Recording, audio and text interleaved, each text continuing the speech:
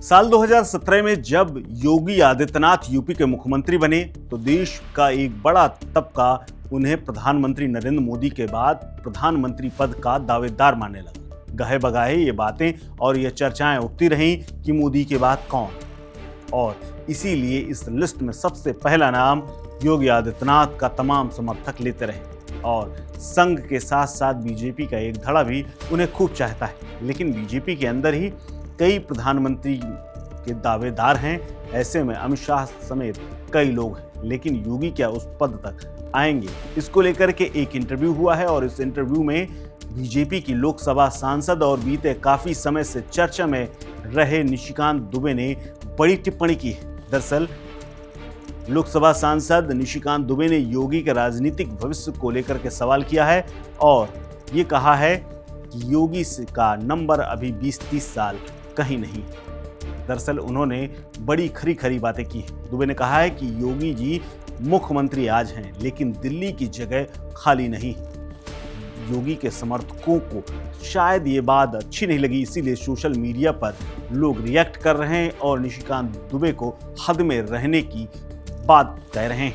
दरअसल झारखंड के गोड्डा शहर से लोकसभा सांसद और बीजेपी के नेता निशिकांत दुबे ने योगी आदित्यनाथ को लेकर के बड़ा बयान दिया है। एक पॉडकास्ट के दौरान उन्होंने कहा कि योगी आज मुख्यमंत्री है और दिल्ली की जगह खाली नहीं है। 20-25 साल बाद स्थिति क्या होगी ये कोई नहीं जानता। 20 साल राजनीति में बहुत लंबा समय होता है। बीजेपी के सांसद ने आगे ये भी कहा कि साल 2017 में जब योगी प्रदेश के मंत्री भी नहीं थे तो उनके नाम पर यूपी के लोगों ने मतदान नहीं किया। लोगों ने पीएम मोदी का चेहरा देखा, उनके नाम पर यूपी में वोट पड़े। देश को आम जनता प्रधानमंत्री नरेंद्र मोदी को ही वोट देती है। लोगों के अंदर योगी की पसंद को लेकर के निशिकांत दुबे ने कहा कि जनता उन्हें पसंद तो कर रही है। लोग तो असम के सीएम हेमंत बिस्व शर्मा को भी पसंद करते हैं। लोग तो महाराष्ट्र के सीएम देवेंद्र फडणवीस को भी पसंद करते हैं और ऐसे तमाम लोग हैं जिन्हें लोग पसंद करते हैं। लेकिन योगी आदित्यनाथ के लिए फिलहाल अभी लंबा इंतजार है और ये इंतजार करीब 15-20 साल का है। इसके अलावा उन्होंने गृह मंत्री अमित शाह को लेकर के बात कही। उन्होंने जोर देकर के कहा कि गृह मंत्री कितने पसंदीदा हैं इसकी कल्पना करना भी मुश्किल है।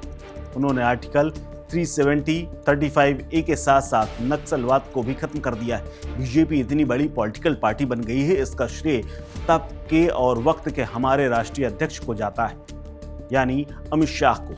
दुबे ने आगे जोर देकर के कहा कि आज की तारीख में यदि बीजेपी इतनी बड़ी पार्टी बनी है, 11 करोड़ लोगों को पार्टी बनाने का श्रेय है, तो इसका पूरा क्रेडिट उस समय की यानी पूर्व के अध्यक्ष को जाता है। यदि यूपी में आज तक बीजेपी ने सबसे बड़ी जीत हासिल की है 2014 के लोकसभा चुनाव में, तो उस समय भी वही इंचार्ज थे। हमारी पार्टी में टैलेंट की कोई कमी नहीं है, निशिकांत दुबे आगे कहते हैं।